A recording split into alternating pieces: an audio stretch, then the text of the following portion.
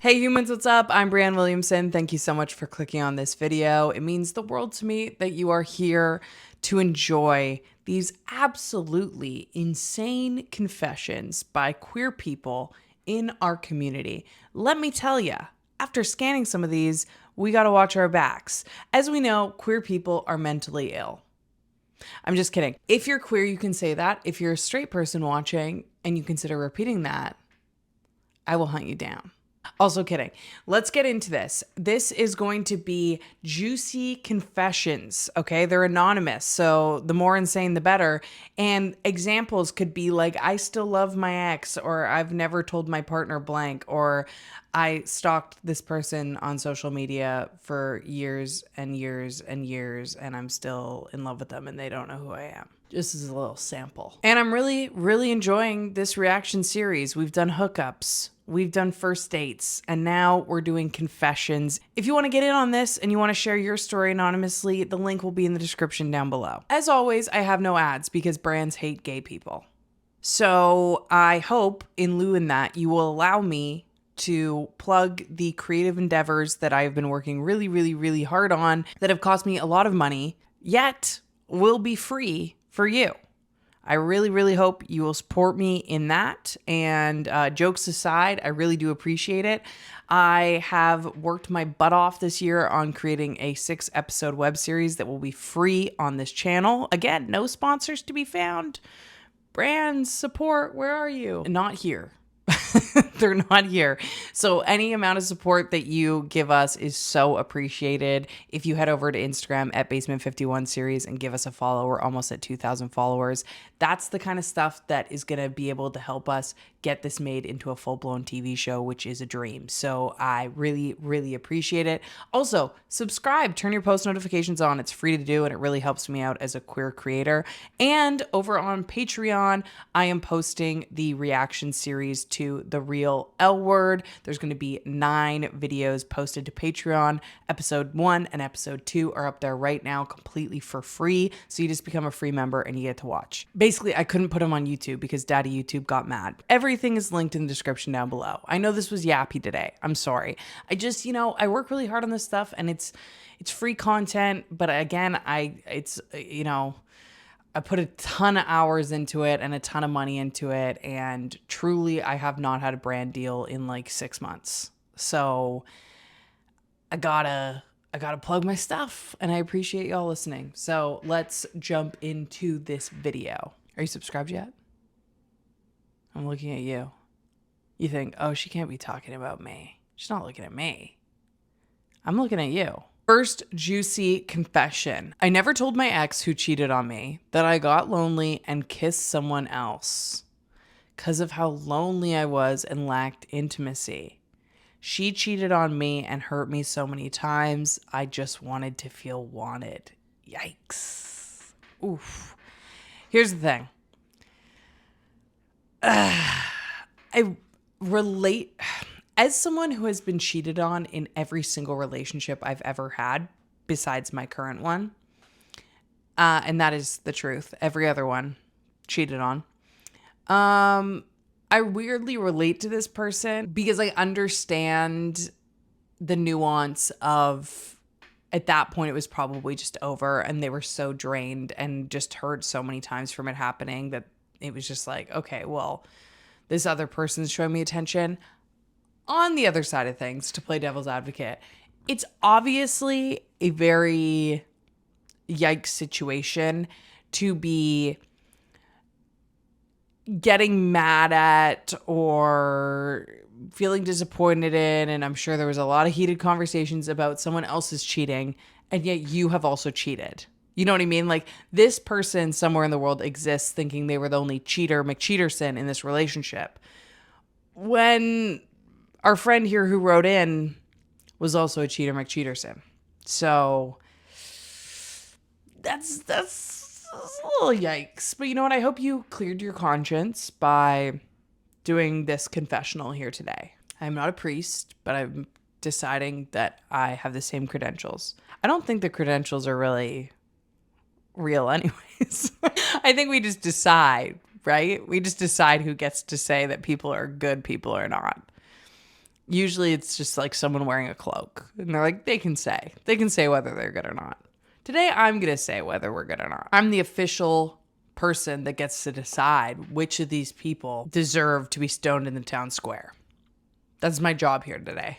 This person said, this is a story about the one that got away. Both she, her. We were 15 and 16 and both newly out of the closet in high school in a mid-sized city in the UK. There was no TikTok or Instagram, just a newly launched social media called MySpace. Okay, setting the timeline. I like to see it. Yes, Brie, I am a geriatric lesbian deep in her 30s.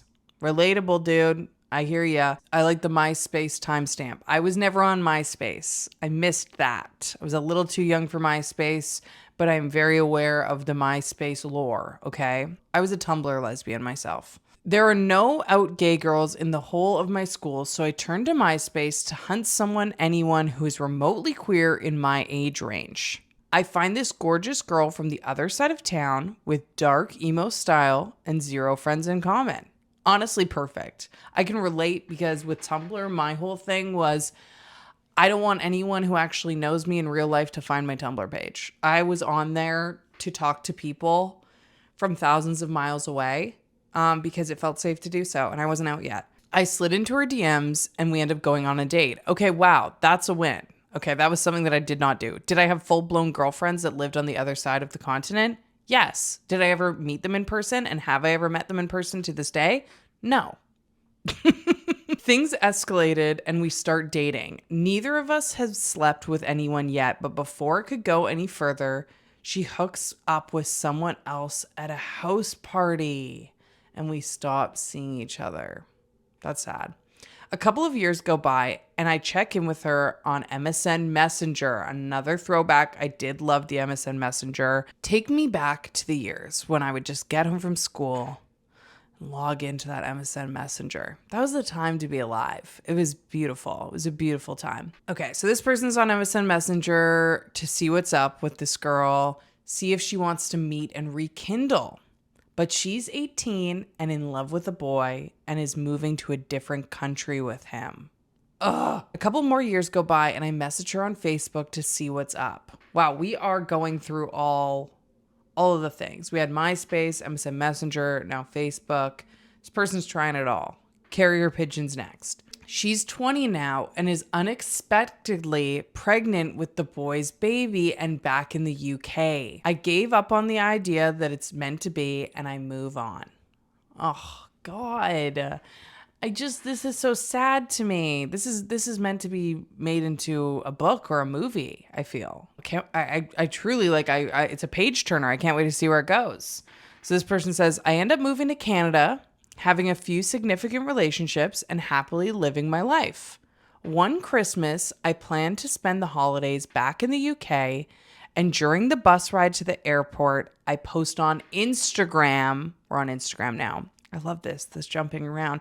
It's really why it would work as a book is it's really time stamping for us where we're at based on what social media is being used.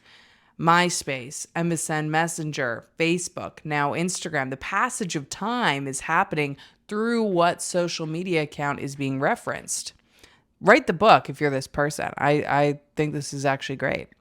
I'm not even joking. I know you guys can't tell when I'm joking or not a lot of times because I'm sarcastic and my humor is very dry, but I'm not kidding. I actually think this is a great story and I can't wait to read more. Here we go. I post on Instagram that I'm on the way back to the UK. I was single at the time, so I messaged her to see what's up. She's 28 now and has a 7-year-old daughter. She's no longer with the boy, but she's dating a girl and is out to her friends and family. She decides she wants to meet while I'm back. We hadn't seen each other in 14 years, and when we meet, it's electric. Oh, God, no. No. This is terrible. This is so just always at the wrong time, right? And I think people that say things that are like, woo, woo, woo, woo, woo, those people, they would say something like, it's because the universe doesn't want you to get together, right? it's always the wrong time because it's supposed to be the wrong time, right? But I don't know. I'm hoping for them, but I'm sad for this person's new girlfriend because I've also been on that side of things, and that sucks. I'd be like, get your ass back to Canada and get the fuck away from my wife. Anyways, she comes over to my place and we start making out. Things are getting heated. Oh my God. I have a moment of morality and I ask about the girl she's dating and how serious it was. She says they haven't said I love you, but she has met her kid. That's enough for me to put the brakes on. I didn't want to come back for a couple weeks, ruin a relationship, and then leave back to Canada. You're a good person, whoever you are. Oh, it's just, that's me stabbing myself all over again. I think you couldn't see it, but that's what I was doing. She's visibly upset, but I drive her home and we say our goodbyes. Instantly, as I'm driving home, I regret not taking things further, and she's messaging saying the same. This is so hard because obviously it's the wrong thing to do, but because I've been reading as the protagonist of this story being this woman, like, I want them to be together. You know, I don't know this other person, so it's hard for me to have morals as I read this story. They finish by saying, a few months later, I find out that her and the girl broke up and my good behavior was for nothing. Well, I agree and disagree. I know this feeling because you're like, okay, well, if they're going to break up anyways, I wish I had just gone for it. But also, you can sleep at night knowing you did what you think is the right thing. But also, can you sleep at night because you've never done the thing with this girl who's been in your life since you were 15 and 16? At this point in the story, we're like a couple decades in, almost 3 decades in. Wow. The final sentence, this is, it's 6 years later and I still think about her. Go get your girl. Go get her. Oh my God, this is terrible. I'm ready to start a GoFundMe to get this person back to the UK to go get her girl. How have you not gone back? I need to know where this story goes. I need to know where this story goes. Whoever this is, please God, I hope you're watching this video. I need you to update me. I need you to get your ass back to the UK. I need you to figure this out because this is like, it's 6 years. So yeah, we're on like 3 decades of this person. I need you to do this. I need you to get your ass on a plane and go get your girl and then report back. Holy shit. I feel like I need to do some deep breathing exercises after reading that story. Here's a nice little quick one. I never told my partner I hacked into her Facebook when we first started dating, and I found out she used to sell her underwear to old men. And I still feel weird about it. Wait, what? And this is this person's current partner? I mean, obviously, invasion of privacy, hacking into the Facebook. And I'm assuming you did so because you were kind of trying to be sneaky, seeing if they were seeing anyone else. And you got more than you bargained for. You found out about the underwear sales. You found out that she was a CEO. You found out that she was an entrepreneur, that she was an independent woman making her own money in the best way she knew how. I support this. I support her. And I think you need to fess up. Do you? I think that might be bad advice. I think that some things maybe should go to the grave. But do you feel weird about it because of the underwear sales? Or do you feel weird about it because you are a sneaky hacker who invaded her privacy? Because I think it should be the latter. Just saying. Oh, this is a dark one. It's dark. It's quick and dark. Quick and dark and dirty. My ex-partner, he, they, pansexual, said I love you on the first date. And I, any pronouns bisexual, always said it back because I felt bad, but I never meant it. Ugh. Again, I'm trying not to judge because it's awful to do to a person. However, sometimes it just slips out. This hasn't happened to me, but I imagine it just like slipped out. And then you're like, well, I can't backtrack. I can't be like, no, I actually don't love you. I mean, I guess you could. Let me know in the comments down below if any of y'all have ever done that and how it turned out for you. If you ever fessed up and said, retraction, I actually don't love you.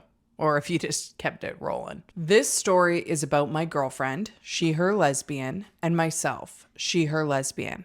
Not sure how juicy this is, but I have never admitted this to anyone, not even her. When my girlfriend and I were first dating, a month or so in, she got COVID. This was back in 2020, and we didn't know much, so you had to isolate yourself for quite a while. I was visiting my family that particular weekend, and the next day I totally lied and said that I got COVID too, so we could quarantine together. It was the best 3 weeks I've ever spent with anyone, and I really believe it fast-tracked our relationship.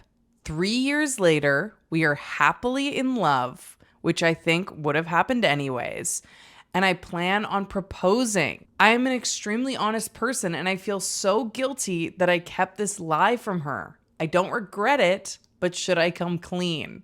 Oh my God. Oh my God. Strategic, weirdly. Let's disregard for a second that like you could have kicked it. But it's not like you were risking anyone else's health. You were risking your own. So, your body, your choice. The lie, not great. But it's not like you lied and said you didn't have COVID so that you could hang out with someone. That would be a completely different story, right? I'd be like, stoned in the town square. You risked your own health and she already had COVID. I guess you made a choice for yourself and you took the risk so that you could spend the time with her. The lie part is wild, obviously, but we all do crazy things, right? Especially at the beginning of a relationship. And I understand that at the very beginning of a relationship, you're like, okay, 3 weeks away from you seems like a lot. Seems like too much. I've only known you for 3 weeks and then it's going to be 3 weeks away from you. I don't know the answer. Did you tell her? I mean, I feel like it's not something that would ever stop. You've been together for 3 years. You're happily in love. Enough so that you're planning on proposing. I don't think that this reveal would be something that would end the relationship. It's not like you're like admitting that you cheated or something like that. I think if it's weighing on you and you feel guilty about it, just being honest and being like, hey, it was so early on. I really wanted to spend time with you. I never had COVID. I think you should tell her, especially if it's weighing on you. And it feels good to get just, the monkey off your back, if you will. But I don't know. A lot of people watching might disagree with me. So I need y'all to let us know in the comments down below. Would you suggest to this person to come clean to their partner? Yes or no? If you do, make sure to follow up. Me just trying to make sure I stay updated on all these people's lives. I feel invested now. If you want to write your story in for one of these videos, link in the description down below. Also, don't forget to get on the Real L Word Reaction Series train. Going to be posted over on my Patreon. Become a free member to watch episode 1 and episode 2 for free. Text this number to get the watch along games. Just text me L Word. And make sure to go follow at Basement 51 Series over on Instagram. Subscribe, turn your post notifications on. I know that's a lot. I know that's a laundry list of homework, but let me tell you, I so appreciate the support and I'm so excited about this community and how it's growing and the topics that we're getting to. It's just, I'm having so much fun on YouTube right now. I love it. For years, I didn't have fun on YouTube. I kind of forgot how fun it was, and I'm back, and I'm loving it, and I'm loving this community, and we're almost at 100,000. So thank you all so much, and I'll see you on the next video. Bye.